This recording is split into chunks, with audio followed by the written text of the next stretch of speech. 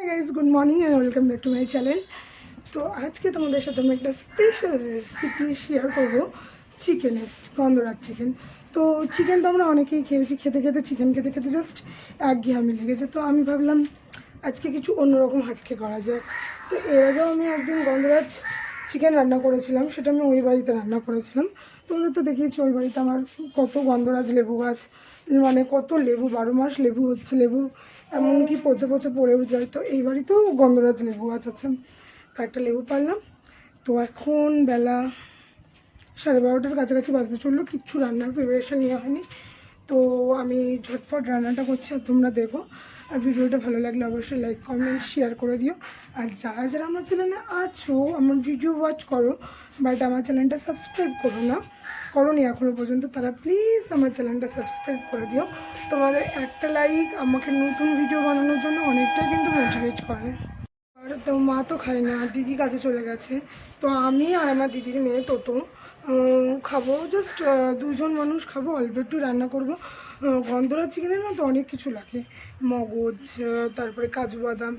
আমি এত কিছু অ্যাড করব না, আমি এমনভাবে রান্নাটা করবো যাতে রান্নাটি ইজিলি হয় আর খেতেও প্রচণ্ড টেস্টি হয়। আমি সব রান্নাই তোমাদের সাথে শেয়ার করি, যেগুলো আমি করি, মানে যেগুলো আমি করতে ভালোবাসি। এখন ধরো চা করছি সেটা শেয়ার করছি না, কখনো কফি করছি সেটাও শেয়ার করছি না, কখনো ম্যাগি করলাম সেটাও সিদ্ধ, মানে সবসময় যে শেয়ার করতেই হবে সেটাও না।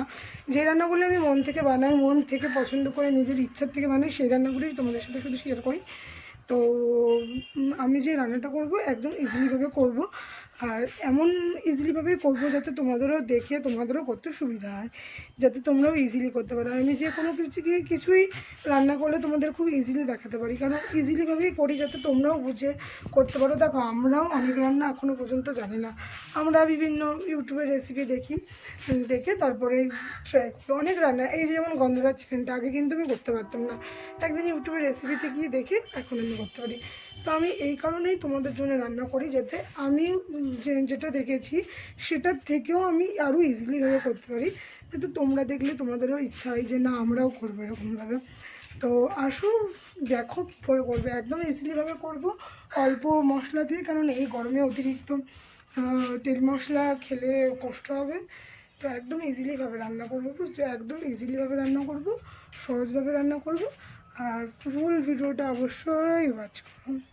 দিদির বাড়িতে চলে এসেছি, মা এর আগের দিন ওদের বাড়িতে টক দই কিনে রেখে দিয়ে গেছিলো, তা সেই টক দইটাই খোঁজ করতে এসেছি। আই থিঙ্ক আজকে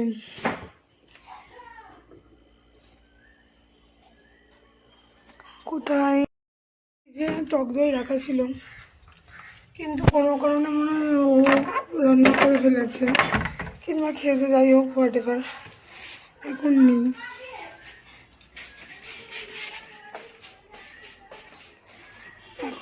এখন টক দই ছাড়া রান্না করতে হবে। তো টক দই দিলে ভালো হতো, নেই এখন, আমার পক্ষে সম্ভব না, আবার রেডি হয়ে চালিয়েটা যাওয়া অসম্ভব ব্যাপার। তো এখানে দেখতেই পাচ্ছ আমি মাংসটা ধুয়ে রেখে দিয়েছি, আর সামান্য পরিমাণে আলু দিয়েছি, কারণ আমার দিদির মেয়ের বায়না মাসে আলু দিতেই হবে। তো মাংসটা ধুয়ে নিয়েছি, এবার মাংসটা আমি ম্যারিনেট করব। তো এখানে লবণ, হলুদ, গোলমরিচের গুঁড়ো আর সামান্য পরিমাণে আমি লঙ্কার গুঁড়ো দিয়েছি। আর যেইটা ছাড়া আজকে রান্না মেন ইনকমপ্লিট সেটা হচ্ছে এই গন্ধরাজ লেবু। এটা কিন্তু আমার বাপের বাড়ির গাছের লেবু, এটা কিন্তু কিনে আনা না। লেবুটা একটু বড় হতো, এবার লেবুটা কেটে লেবুটার রস দেবো, আর তার ছাড়াও দেবো লেবুর উপরে যে সবুজ কালার খোসাটা দেখছো না, ওটাও আমি একটি ঘষুনি মেশিন দিয়ে ঘষে উপরের ছালটা নিয়ে নেব। এই দেখো, দেখেছো কয়টুকুনি ছাল দিয়েছি, দিয়ে ভালোভাবে এটাকে মিক্সড করে নেব, নিয়ে তারপরে ডাইরেক্ট আমি মশলা করতে চলে যাব।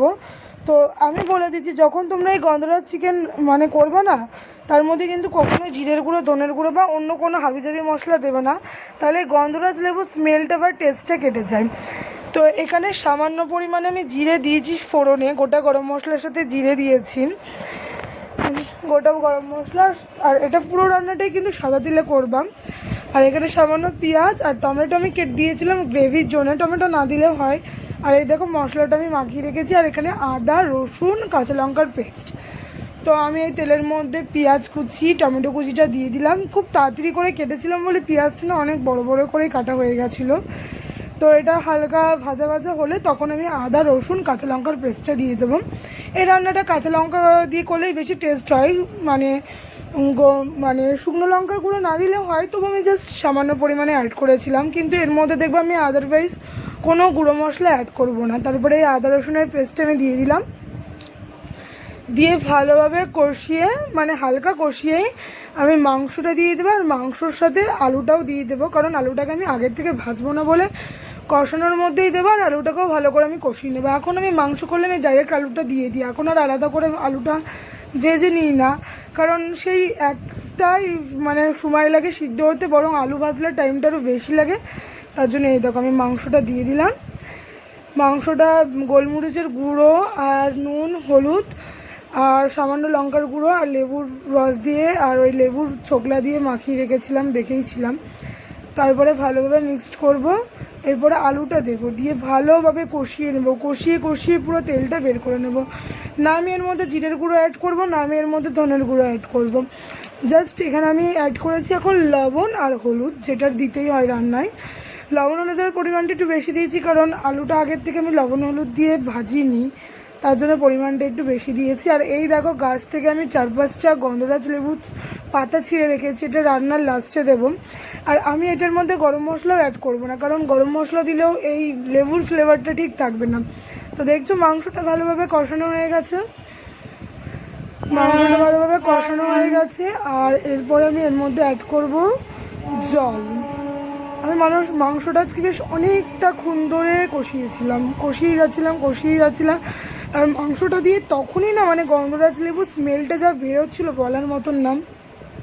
তো দেখলে তো একদম ইজিলি রান্না করেছি, কোনো হাবি জাবি মশলা। টক দইটা দিলে ভালো ছিল, কিন্তু টক দই ছিল না বলে আর আনা সম্ভব হয়নি। তো সিম্পলি রান্না, কোনো আদারওয়াইজ কোনো ভুলভাল মশলা দিইনি। তো এটা মিক্সির মধ্যে মশলা করে একটু জল রেখেছিলাম, সামান্য পরিমাণে জলটা এখন দিয়ে দেব। জলটা দিয়ে এই দেখো মশলা দিয়ে তেল ছাড়ছে। এবার জলটা দিয়ে মাংসটাকে একটুখানি বেশি জল দিয়েছিলাম, কারণ আলুটা সিদ্ধ হওয়ার ব্যাপার আছে। তো এই দেখো লাস্টে নামানোর আগ দিয়ে গন্ধরাজ লেবুর পাতা দিয়ে দিয়েছি। আর এই আমার গন্ধরাজ চিকেন রেডি। তোমরা অবশ্যই ট্রাই করে আমাকে বলো রেসিপিটা কেমন। আশা করি তোমাদের সবার খুব ভালো লাগবে। একদম ইজিলি, কোনো হাবিজাবি মশলা অ্যাড করিনি। তো প্লিজ তোমরাও ট্রাই করে আমাকে